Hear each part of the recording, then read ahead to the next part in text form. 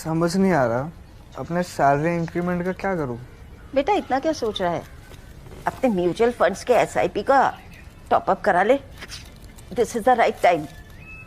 क्या? समझ में नहीं आया। बेटा इतना क्या सोच रहा है? अपने म्यूचुअल फंड्स का एसआईपी टॉप अप करा ले। This is the right time. आप समझा।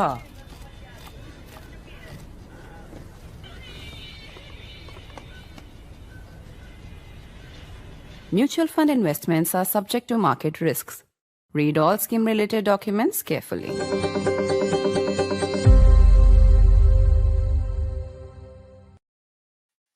Why has Indigo been allowed the exceptionalism that it has been?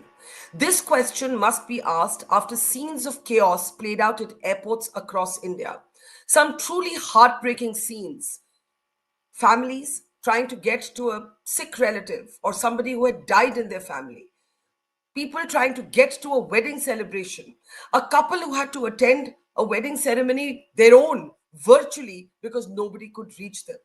But the larger question, and this is the point that all of us need to understand, is that this exceptionalism shown by the government for one private airline goes right to the heart of the safety and security of us, you and me. Do we not want rested pilots? Isn't that germane to flight safety? Why then has Indigo been allowed to not meet basic global standards? Indigo had 2 years to prepare for these standards, and yet, after the collapse of its services across India, the government appeared to roll back the demand that Indigo joins other airlines to meet these standards. I'm Barkha Dutt. You're with the Mojo Story.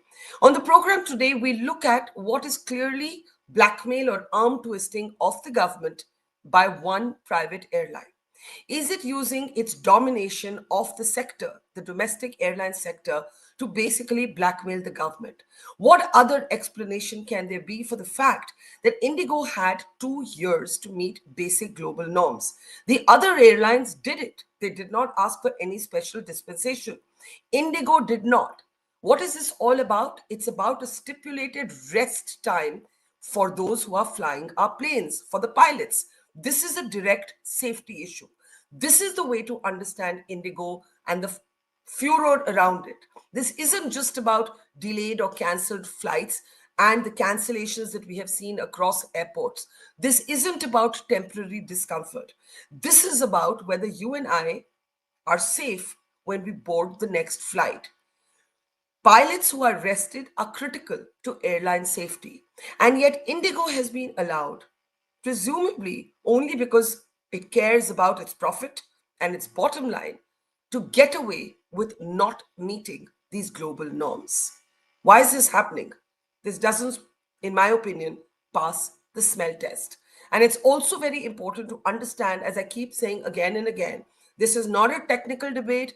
This is not a debate about temporary discomfort or cancellations. This is not an aviation conversation. This is a flight safety conversation.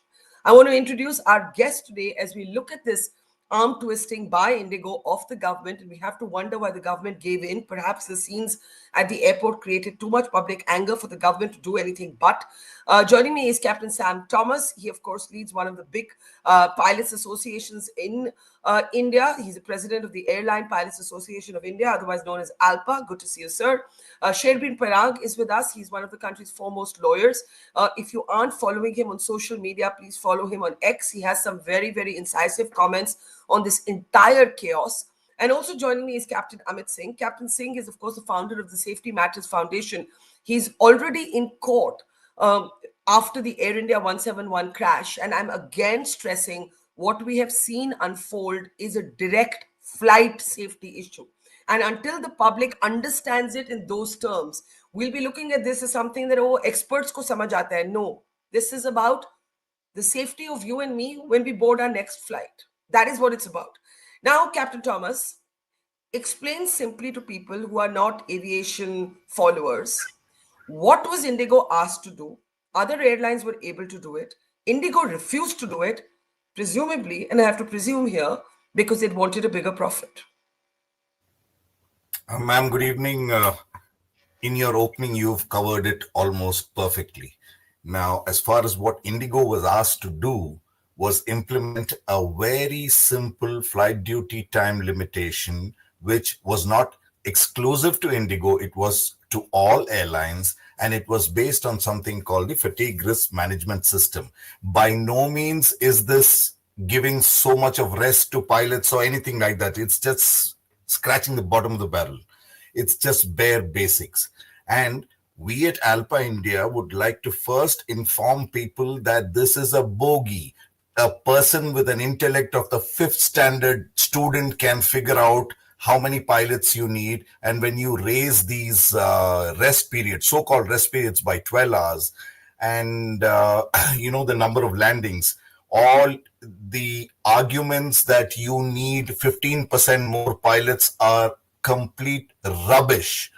You sit with us and we will work out the numbers and give it to you. We've been on both sides of the coin, and we've been in the aviation industry for 31 years. We've run airlines. We do run it now. So to say that these FDTL is the one causing these problems is farthest from the truth.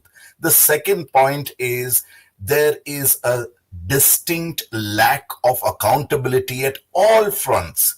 An Indigo airline and the criminals within Indigo can get away with whatever they want. And it is the same Honorable Minister of Civil Aviation who said on the floor of the Parliament that we are not short of pilots. 2 months down the line, you've cancelled 1,200 flights. That means you don't have any pilots. We have tremendous goodwill among pilots simply because we've been around for long, and most of the pilots flying today are either trained by me or by my peers. So we get straight information in real time. There have been pilots standing in dispatch being asked not to go to aircraft. Having said all that, this, we believe, was an engineered act just to pressurize the DGCA, but it went out of hand because there was a little bit of a technical glitch in Pune, and that had a cascading effect. There was also the ELAC 2 upgrade that was happening. I don't want to sound too technical. It was something that was engineered by Indigo, and it went out of hand and resulted in the chaos that we see today. And the poor passengers, my heart also goes out to those poor ground staff who are there. They're not informed of what is happening. They are just pushed in front, while the criminals who enacted this entire drama are having Garba party and Christmas parties at various locations. You used a phrase before I open this up, criminals within Indigo. This is the phrase Correct. you've used, Captain Thomas. Absolutely, yes. And because I know you're not given normally to hyperbole, what do you mean by criminals within Indigo? They are not limited to Indigo because we've been on both sides of the curtain. And what let me just remind our viewers that in the massacre at Jallianwala Bagh, there were only 3 British officers. It was a number of Indians who fired the bullets. Similarly, in airlines and in corporates, you put a foreigner on the top for the acoustics and the looks, and then hire a couple of Indians who will stop at nothing to exploit the other Indians. As bad as it sounds, this is corporate India, and Indigo is a complete out-and-out corporate airline. They do not believe that they're accountable to anybody, and the record shows that they've been able to browbeat everybody, DGCA, Ministry, Government of India, into whatever they want. It's there in writing, and this is what you saw. Nothing for the passenger. And I can say for my community, what rule am I following today? What am I flying under today? I don't know whether I'm flying under AIC 28 of 1992, Car Section 7 of 2007 or 2019, or you've held this in abeyance. I don't know what rules I'm following. Yeah. So, Captain Amit Singh, because you are focusing all the time on flight safety, Can you please explain to our audience and people at large? This is a safety issue. This is not an esoteric debate. It relates directly to how rested pilots are when they fly the plane. We are a country scarred by a crash, the reasons of which we may not know, though people like you are pushing for the truth. People like Captain Sumit Sabharwal's father is in court pushing for the truth. As you know, I had the occasion to meet him and interview him. It was heartbreaking. Do we want more heartbreaks? I think that is what we're not explaining to people, that this failure by Indigo to meet global norms on rest times for pilots is a flight safety issue. In a year that this country has suffered a horrific crash, how are we accepting this? Globally, if you talk about fatigue, so one of the cases which props up every time is the Mangalore crash. And fatigue was one of the contributing factors in it. It was highlighted in the report. There were recommendations. There was a ZADI committee after that, which also recommended implementation of fatigue risk management system. And till ICAO formulated the regulations, the committee said DGCA should start training their officers on fatigue management back in 2011. Till date, nothing has happened. In 2013, when I was head of operations in AirAsia, I introduced fatigue risk management as an option. But at that time, DGCA kind of laughed it off. They said, "You're too futuristic. This won't run in India, all these things. We go by the old system which Indian Airlines follows. That is a pad and a paper, and you make the roster." So this is the mindset of our regulators. But now suddenly the airlines want to implement FRMS. Why? Because they want to squeeze more out of the pilots. But can you explain this acronym? Can you explain the acronym fatigue you just risk used? management system. So there are two types of fatigue management policies.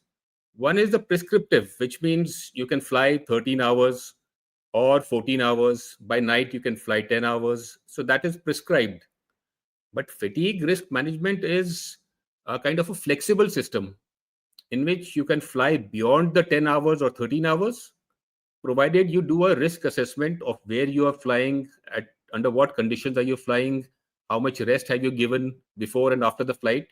So you can basically stretch the flying duties to a flexible, in a flexible manner. So if, for example, you're flying from Delhi to Singapore and or say Delhi to Adelaide, and in one flight duty you cannot complete the flight, you will need to carry extra crew.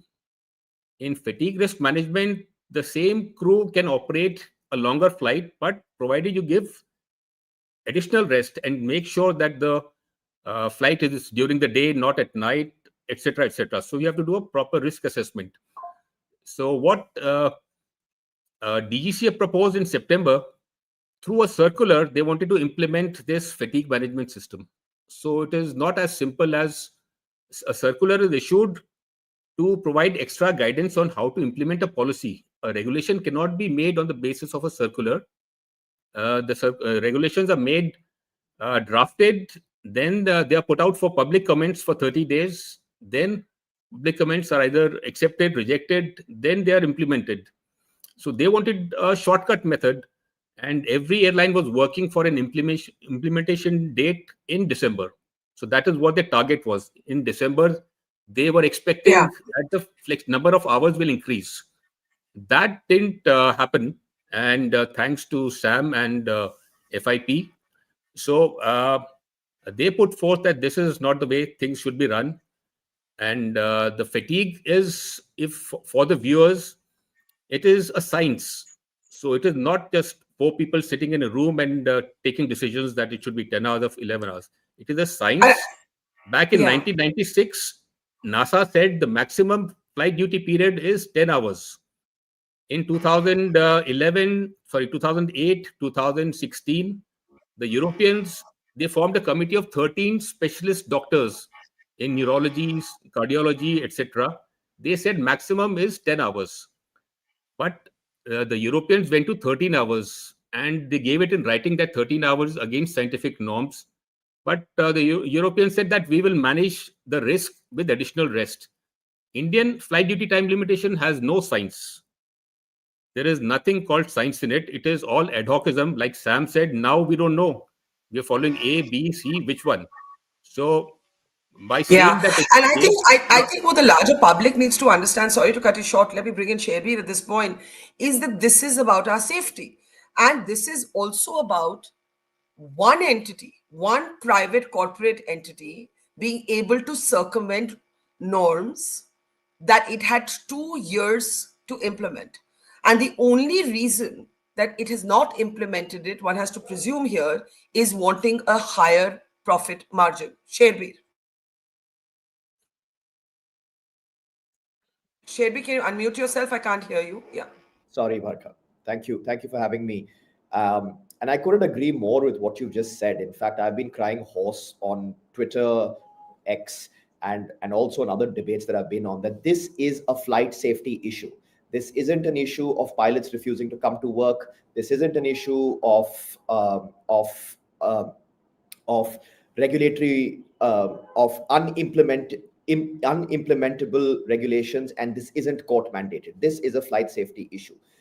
Let's break this down into four distinct parts. First and foremost, I think, as Captain Amit Singh has very rightly pointed out, we were late to the junket or late to the rodeo, and the FDTL norms only came out.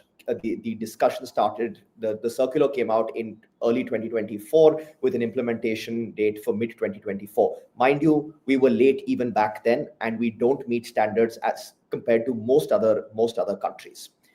After this came in, as the country's largest airline with over 60% market share, rather than playing a leadership role towards flight safety, there was obfuscation and scuttling and fighting and bickering and absolutely nothing that was constructively done in this regard. And through consistent and concerted efforts, this got pushed down by another year, and not by almost 18 months rather. And now we come to November. So so first things first, this is not court mandated as some handles pro Indigo have tried to say. This wasn't courts overstepping, and this isn't a judiciary versus executive debate. The regulator, who is the specialist in this matter, framed the norms. Private airlines challenged those norms. Everybody else fell in line except for Indigo. And then when this crisis mounted, we've all got to appreciate the multiple facets to this. Indigo has rostering norms that are unheard of anywhere else in the world.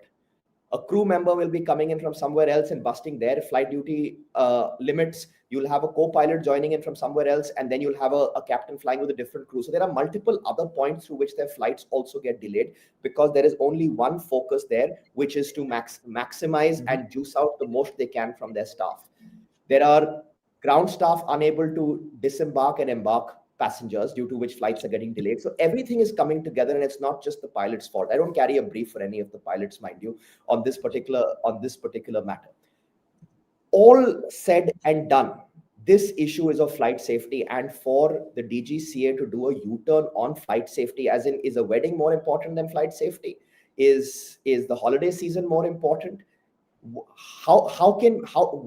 kind of equivalence can we draw between an airline that couldn't figure out? Yesterday, I heard Vishnu Som of NDTV say that the total net shortage of pilots was going to boil down to 100 pilots. As in, expats could have been hired if they had to be, if even for a moment they don't want to believe what Captain Sam Thomas is saying about the fact that the rostering could be done more efficiently. Let's for a moment assume Captain Sam Thomas is completely and entirely wrong, and let's discredit his experience, which Indigo seems to be doing. Even if expats had to be brought in, there was significant several months at play, and they couldn't do that. As in, you cumulatively take the salary package of 100 commanders and get them in. It would be pocket change and a speeding ticket in the scheme of one large aviation accident that would take place. And for an airline that has the future, that's picking up an aircraft faster than anybody else does, that virtually owns the Airbus production line, how could they be so myopic in their view? And that's where I think it pains all of us. None of us are against them maximizing profits. Absolutely, they should. That's the job of a company, and a company has no other job. If anybody doesn't want maximization of profits, we should go and donate to NGOs. It's their job to maximize profits, but there are rules and guardrails. And in this particular instance, they made the wrong choice. And to the extent it's orchestrated or not, I think it definitely reeks of poor management, and it definitely reeks of a hostage crisis. And nothing could be worse than the government caving in on this particular topic. When you say hostage crisis, elaborate on that. Barkha, the aviation is critical to our economic growth, and not just social mobility. It's it's a critical component of our economic growth. We are able to connect all major Indian commercial cities in under 2 hours. That's a significant economic advantage. Just look at the United States as compared to us. Here we have flights not operating, airports shutting down, additional CISF personnel being deployed on account of unruly behavior that is emerging on account of how people are, what they are faced with. We are yet for the fog season to really kick in. We have a holiday season and a wedding season at play. As in, here is an airline saying nothing can be done. The only solution to all of this is to make our pilots fly more, is to make them do more night landings against their circadian rhythm, is to ensure that a fatigue-based disaster takes place. That can't be the only solution, as in that's just illogical beyond words. What next, Captain Amit Singh? If this is a safety issue, should pilots, at this point, use forums like ALPA to say we won't do it? Because eventually the pushback has to come from the pilots. Or are people worried, frankly, about losing their jobs? I mean, frankly, this demand for greater safety norms has to come from the flying public. That's point one. Point two, it is 100% a flight safety issue. But there is also something so unethical about one private entity being able to arm twist the government on a policy that other airlines have implemented. So as I said, this fatigue risk management system was their plan A. That did not happen. So they decided to show the government that if you do not give in to our demands, this is the consequence. So the government is down on their knees. The DGCA, basically you're saying that DGCA is mewing and Indigo is roaring. In the middle of it, the number of cancellations started increasing. As Sam is saying, the pilots are sitting doing nothing. Everybody's hearing of it. But who is doing the investigation? DGCA is investigating. How can DGCA investigate themselves? Their issues. Where is the Competition Commission of India coming in for abuse of dominant power? And there is another big angle to it. That is the training. The common thing is shortage. How is the shortage important? Is training. You know how big the training industry is. Recently, I think a couple of weeks back, it's all about the timing. A couple of weeks back, the Minister of Civil Aviation gave a statement that in the next 15 to 20 years, we'll need about 30,000 pilots. 30,000 pilots. Now, around the same time or a month before, there was a push from Indigo to implement a new type of commercial pilot training, which is called multi-crew pilot, which will reduce the number of hours on flying, actual flying, and more on simulators. So if the pilot does 200 hours, so the pilot will do about 60 hours on actual flying and 140 will shift to simulators. And to train these 15,000 pilots, the cost is calculated around 2 lakh crores in the next 15 years, 13,000 crores per year. And surprisingly, November end, I think Adani takes over FSTC. So you see a big market of 2 lakh crores, and Indigo is pushing for that new type of license, which will require more simulator training. And the shortage is perpetuated, that there is a shortage. So the public is hearing there's a shortage. And if somebody comes in and says, I'll solve your shortage by establishing more simulators or training academies and everything, So that Well, goes in line. the So that Captain is a Amit, as Sherbir said, before they train other pilots or new pilots, all they had to do, if they were short on pilots to implement these safety norms, was to hire 100 expat pilots on contracts, on even temporary if you contracts, and it hire, would have been pocket change for them. yeah, 100 pilots is nothing. Indian Airlines has been operating with a shortage of 100 pilots for so many years. But what I Yeah. can't understand is by 10th of February, how will they get 100 pilots? From where will they get 100 pilots, 100 captains? The Captain rosters are not Thomas, made. yeah, The sorry, rosters are Captain made. Thomas, Yeah. what are the options for ALPA now? What are the options for the pilot associations? Are the pilots going to come together as Federation of Pilots, your association? You know, what is going to happen now? Because what concerns me is what Sherbir said, that this is a flight safety issue. It's an issue of one private entity being able to get exceptionalism for itself on something as sensitive and big as airline safety in a year that we've seen a crash. Ma'am, in my earlier statement, I did use the term criminals and criminality. On 24th of November, we had a meeting with DGCA where I used the term gunda, because what we are missing out is what the general public doesn't know is that there is a rostering and scheduling departments. These are criminals. They are proven criminals. I have worked with them. I have supervised them, and I know in and out of them. Now, anytime a law is promulgated, these people tend to sit, have a meeting, and work on loopholes. The other part is there are two, just before getting too technical about it, there is a flight duty time and there is a flight time. For simplicity's sake, flight time is what you actually fly, and flight duty is what you undergo while operating this flight time. These rostering and scheduling people who are incompetent, they don't know, they are underqualified. To be fair to them, there is no college in India or institution that brings out rostering and scheduling degrees or anything like that. It's just a clerk who goes up the ladder and he starts forming this. Now, to give you an example, the rule was that you can do 2 landings at night.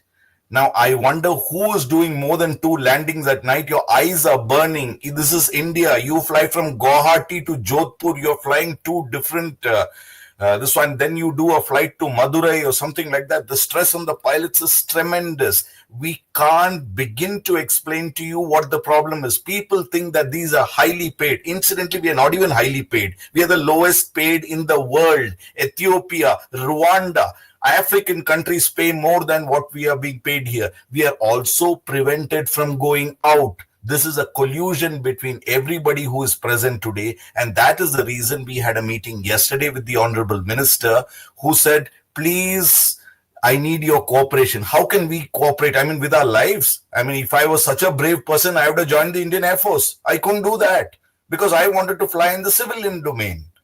And I have not signed my life to you. I am just here to fly your airplane safely from point A to point B. For that, the world And recognized. not just have you not signed out your life to the government or to a company. The flying public has the right to safety. Flight Absolutely. safety is a public issue. I think what we have to This is- understand, Sherbir, if I may bring you in, what we have to understand is that this is not a face-off between a private company and the government. This is something that impacts us all. You know, I interviewed the Air India 171 pilot, Sumit Sabarwal's father, and through tears, he said to me, he said, this isn't about my son. It's also about you. Don't you want to know what caused the crash? Don't you want to feel safer? And I'm joining that to this issue by saying, I need to know that the pilot flying the plane I'm traveling on as a passenger is rested according to global norms. That is what is at stake here.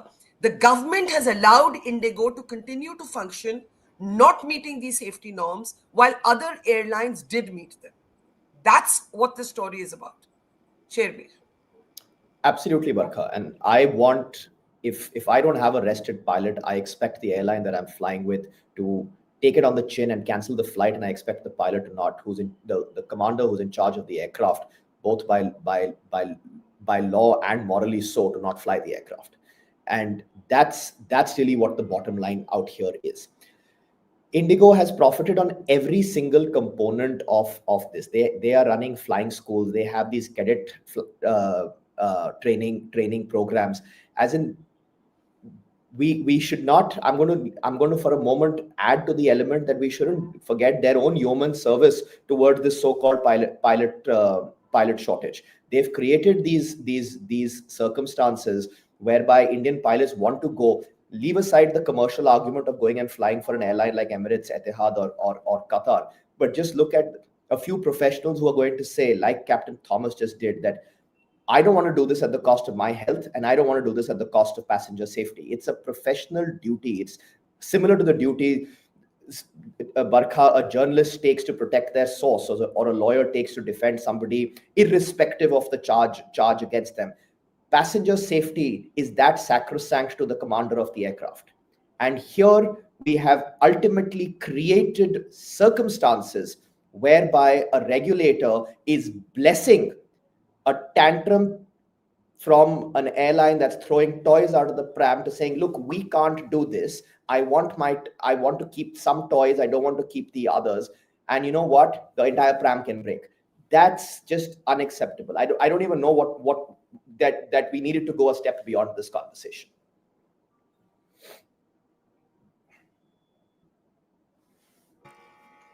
I have to take final comments. Captain Amit Singh, I'll start with you. I know you have to step off quickly, so I'll start with you. What next? What happens now? This whole idea that we'll stabilize by February, what happens after February? See, safety cannot be compromised. I'll give you an example, simple example. In Europe, 2 months back, there was a survey of German pilots.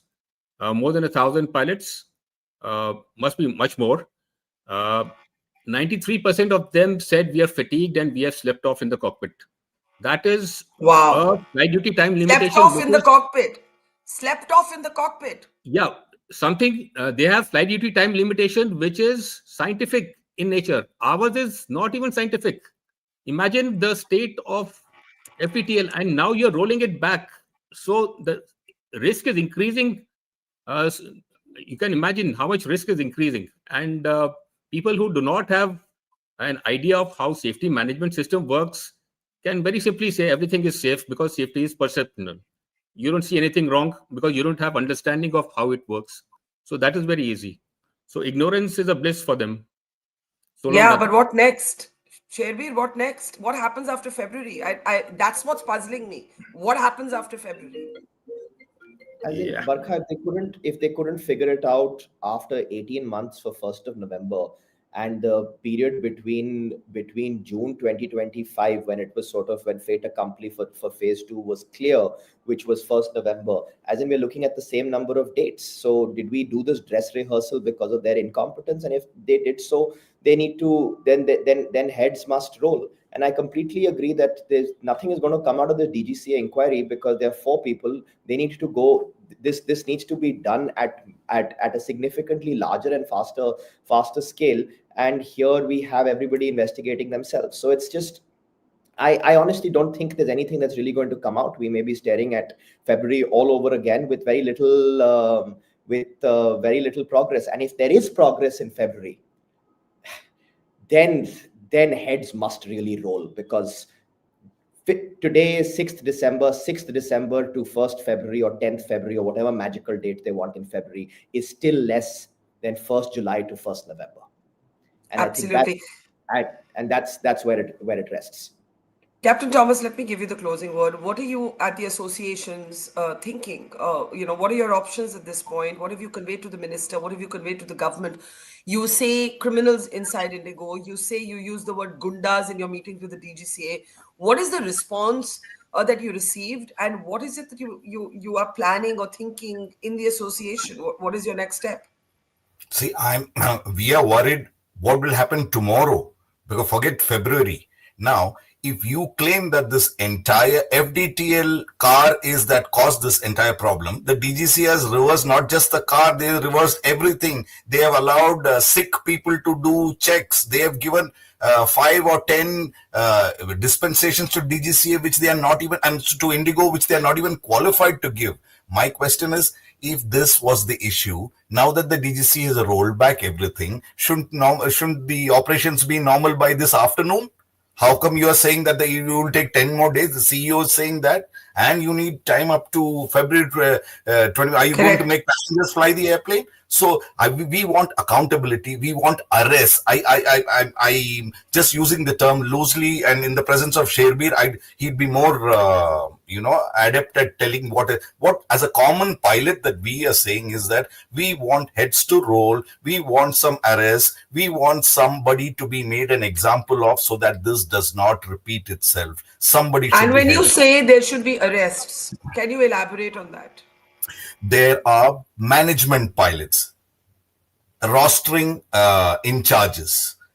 These are the people taking the calls and making these other line pilots work at the risk of threats. Indigo has terminated. See, every Indigo pilot, almost every Indigo pilot is in touch with us on a daily basis.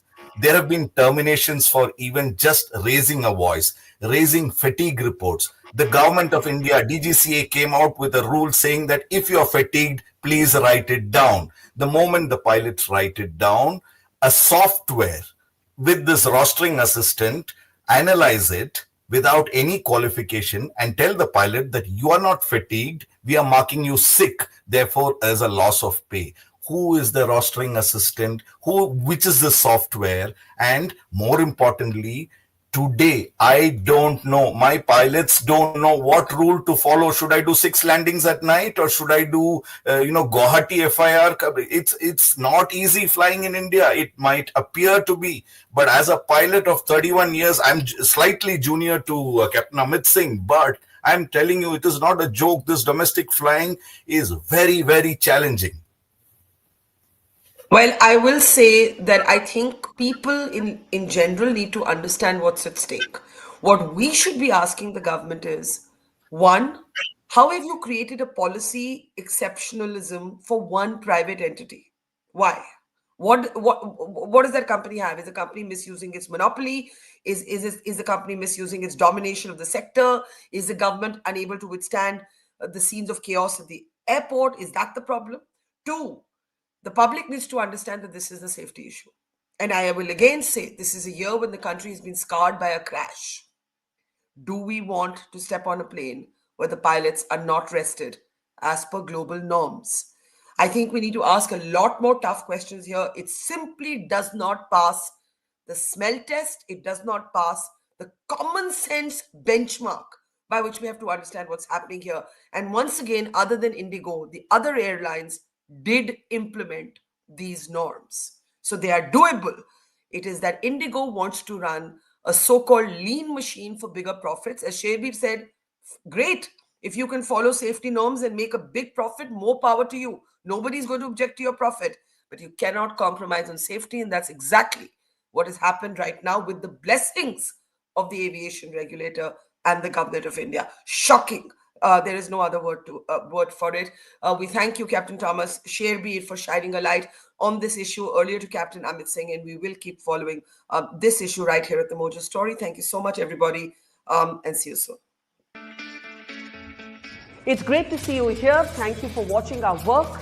If you haven't subscribed yet, don't forget to click the bell icon and subscribe to Mojo Story and support independent, robust journalism.